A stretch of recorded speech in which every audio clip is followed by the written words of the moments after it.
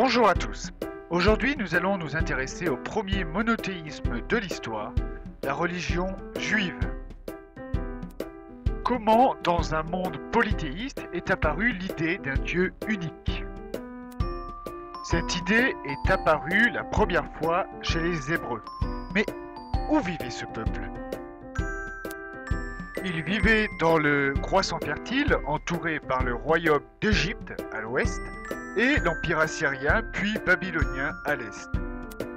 Leur principale cité, ici reconstituée, est celle de Jérusalem. Pour résumer, les Israélites vivaient dans le pays de Canaan, divisé en deux royaumes, celui d'Israël au nord et celui de Juda au sud, ayant pour capitale Jérusalem. Ce peuple a une particularité par rapport à ses voisins. À la différence des Égyptiens et des Babyloniens, il est monothéiste.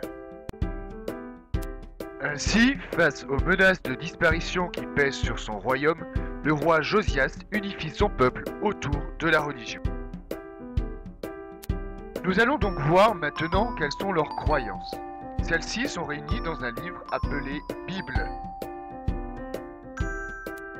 Il relate d'abord la création du monde à travers l'histoire d'Adam et d'Ève.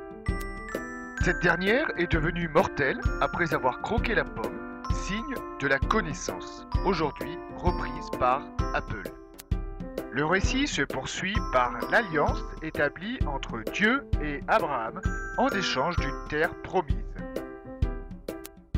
La Bible raconte alors que Moïse aurait ouvert la mer Rouge pour conduire les Hébreux vers cette terre.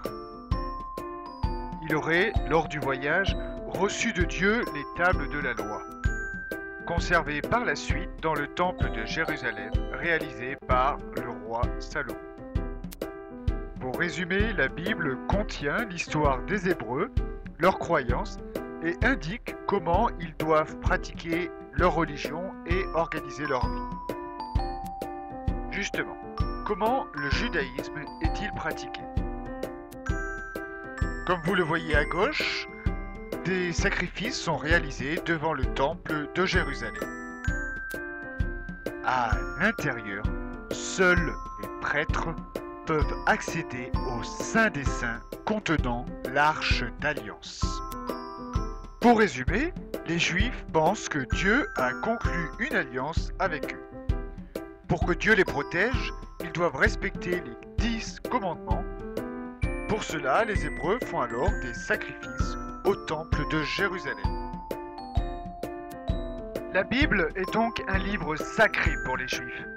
Mais ces récits sont-ils réellement des faits historiques? La domination de la Palestine par les Assyriens, puis par les Romains, est un fait avéré. Ces derniers ont d'ailleurs détruit Jérusalem en 70 après Jésus-Christ. Ils ont emporté les trésors du temple pour leur triomphe à Rome.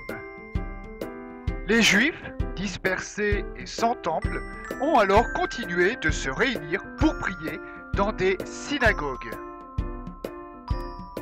On y trouve les symboles traditionnels du chandelier à 7 branches et de l'étoile de David, visible au fond de l'édifice. Pour résumer, la Palestine est au 1er siècle sous domination romaine.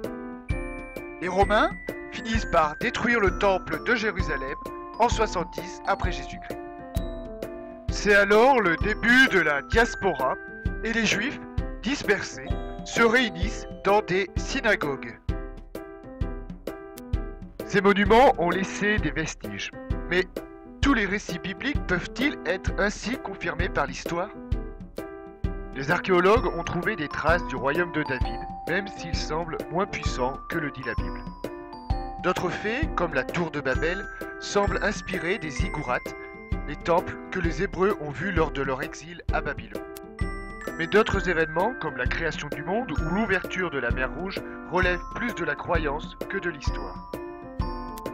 Au final, cette révolution qu'est le monothéisme dans l'histoire des religions a toujours des répercussions dans notre monde, et en particulier à Jérusalem.